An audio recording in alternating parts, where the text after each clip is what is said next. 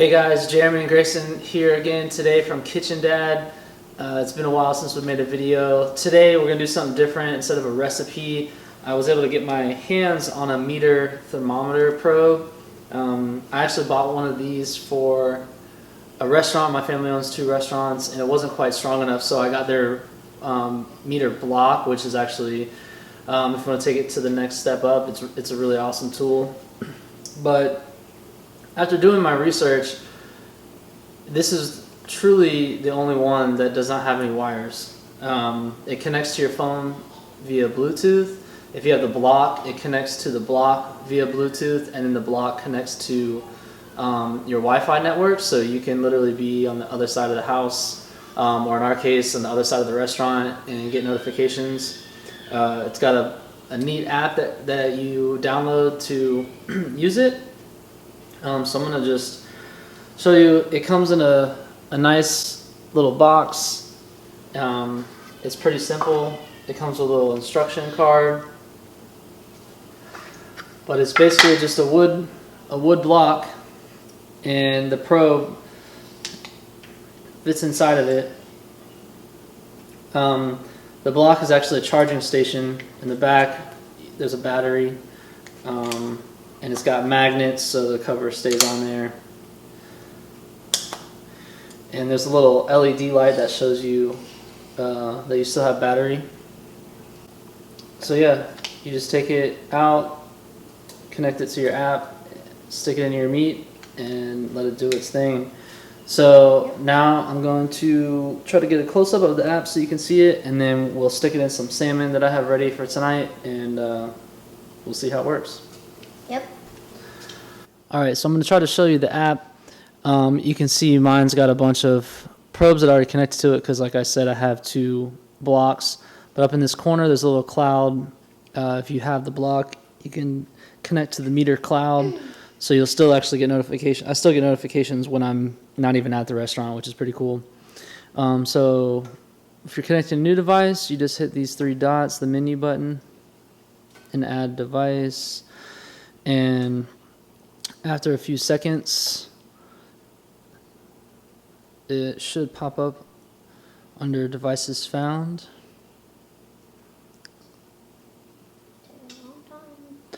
Yeah, sometimes it takes a second. Okay, so there it is. So I'm just going to click on it. And now we'll head back. And we see one that is actually lit up and not grayed out. So I'm going to click on it. And you just click set up cook. I've got fish, salmon, a fillet. And it has suggestions on the temperature to cook, and it also takes into the account the resting time. As you know, when you pull meat out of the oven, it continues to rise. It's telling me 127. That seems a little low. I'm going to go to 135. And then you just hit start cook.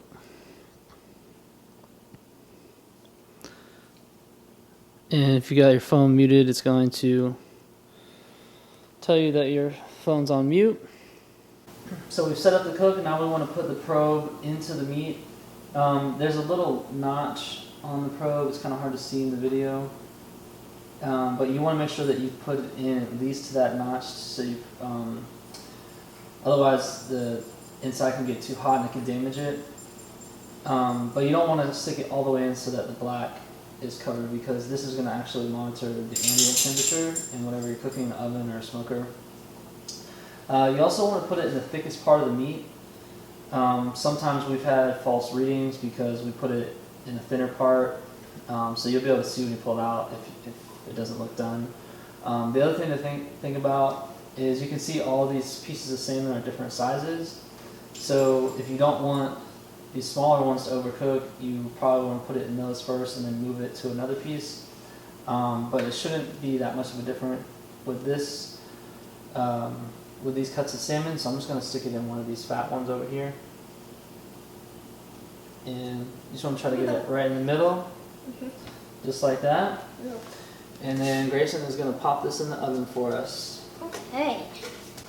And very carefully, he's going to lower the oven door, making sure not to touch the inside of the oven, and we're gonna put it on the top rack, bud. Okay. Should I get an oven mitt? Yeah, good idea.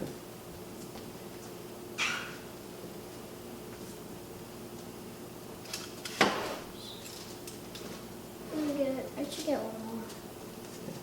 Get a small one. We have the oven on 400 degrees, and you don't want to go much hotter than that with these probes, but they're great for smokers.